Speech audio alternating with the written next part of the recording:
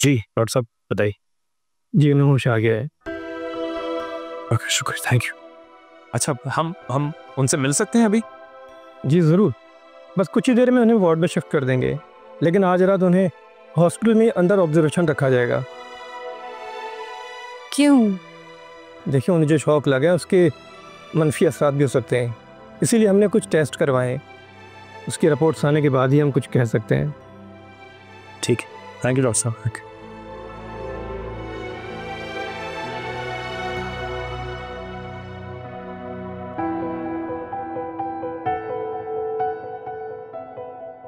कमीने ने इतने से ड्रामे के पूरे 5,000 रुपए मांगे। आप ही सही मांगे फरहत, इतना अच्छा अदाकार था, दे देंगे भाई सदका ही समझ के। अदाकारी तो खैर हमारी अम्मी पर भी खत्म है। सही कह रही हो फरहत, एक बार तो मैं अम्मी को देख के खुद परेशान हो गई थी।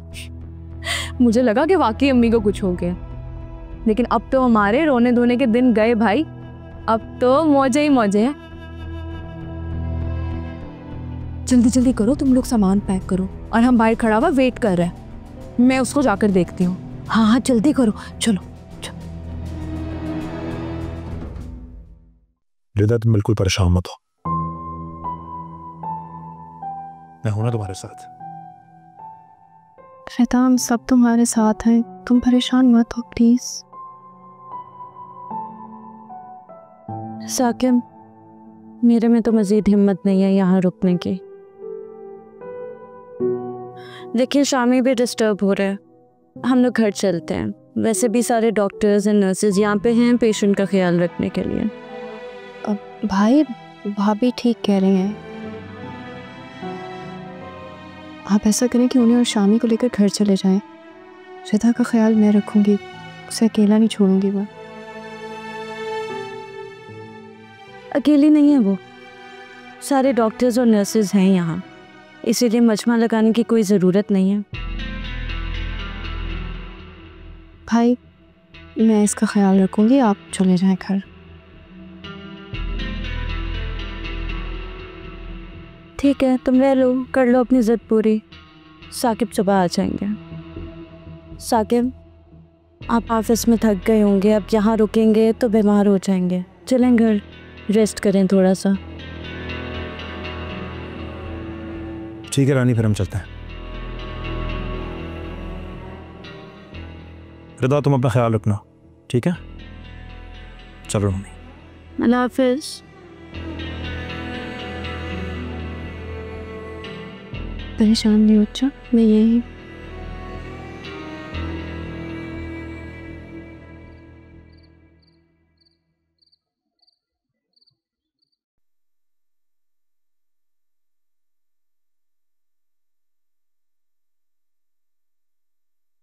मैं बहुत शर्मिंदा हूँ बहन,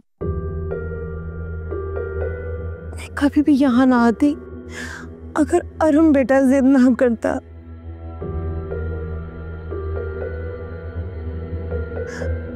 बहुत ही बेबस और मजबूर होकर बेटे के दर भर आई हूँ।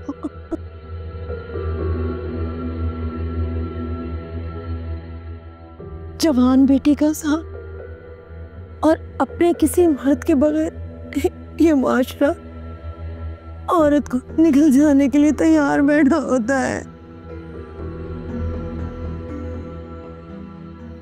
आज जीनत की मुझे बहुत याद आया। इतनी जल्दी मुझे बेसहारा छोड़ के चले गए। सबा आप मत रोएं प्लीज, मत रोएं। अच्छा किया यहाँ आ गई, किसी गैर का घर थोड़ी है।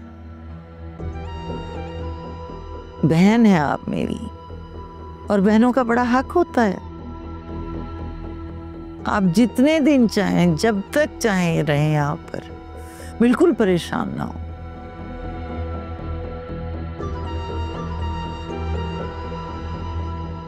जीनत बेटा अम्मी के लिए खाने का बंदोबस्त करो। जी मामा। नहीं नहीं, इसकी ज़रूरत नहीं है बहन, आपका बहुत बहुत शुक्रिया। खाना हमने खा लिया है, बस थकन बहुत होगी, थोड़ा आराम करूंगी। आपको अंदाजा नहीं है शहनाज, चंद घंटों की टेंशन ने मुझे अगवा कर दिया है। जी जी, आप जाइए, आराम कीजिए। अम्मी आप रोना तो बंद करें।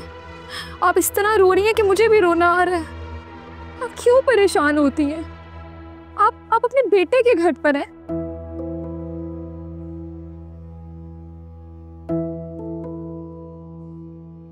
आप इस तरह से परेशान ना हो। आप टेंशन लेंगी तो आपकी तबीयत और खराब हो जाएगी। प्लीज। आंटी, आप बिल्कुल परेशान नहीं हो। ये घर आपका अपना घर है। आराम से रहें, सुकून से रहें। हम सब आपकी फैमिली हैं। कोई कुछ नहीं कहेगा आपको यहाँ पे। जीनत, जाओ आंटी को गेस्ट रूम में लेके जाओ। थोड़ा सा आराम करेंगी, बेहतर महसूस करेंगी उसके बाद। थैंक यू अरम, जैसा आप कहें। चलिए अम्मी। जाओ बेटा, तुम भी आराम कर लो। चलिए अम्मी। आओ फरीद।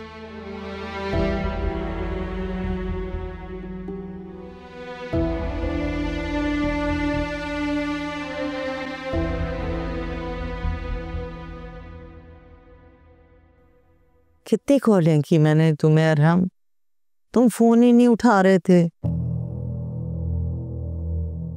जीनत मुझे कह के गई थी कि उसकी अम्मी की तबीयत खराब है, इसलिए वो जा रही है। परेशान हो गई थी मैं कि अल्लाह सब खैर करे। शाम तक सब बिल्कुल ठीक था। अचानक से आंटी की कॉल आ गई कि घर में गुंडे आ गए हैं, तमाशा लग गया, तोड़फोड़ हो रही है। तो मैं वहाँ चला गया और उनको यहाँ लेके आ गया। कोई एतराज़ तो नहीं आपको? नहीं नहीं बेटा, इसमें इतराज की क्या बात है। अच्छा किया तुम उन्हें यहाँ ले आए। जवान बेटी का साथ था, कहाँ जाती हूँ उसे लेकर। अच्छा, बहुत थक गया हूँ, थोड़ा आराम करना चाहता। हाँ मेरा बच्चा, जाओ आराम करो तुम। और सुनो, अपना ख्याल भी रखा करो, कमजोर होते जा रहे हो। Good night. Good night.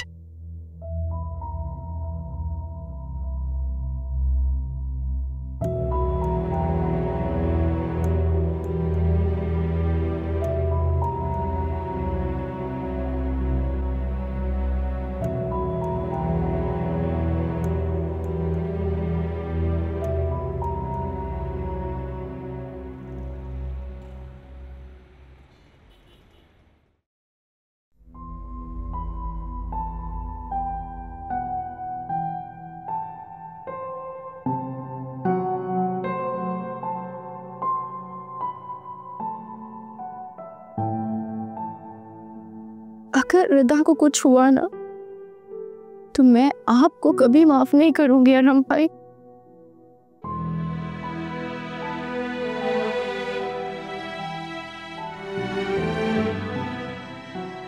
आपको रिदा के साथ वफाई करने का नतीजा तो भुगतना ही होगा।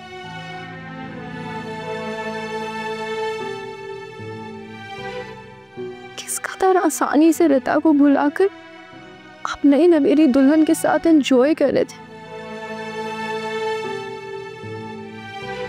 मैं तो सोच भी नहीं सकती थी कि आप ऐसा कर सकते हैं।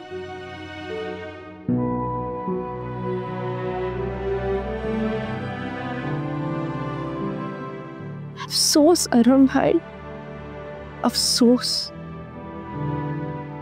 इस बेवफाई के लिए रिदा ने खुद को तबाह कर लिया।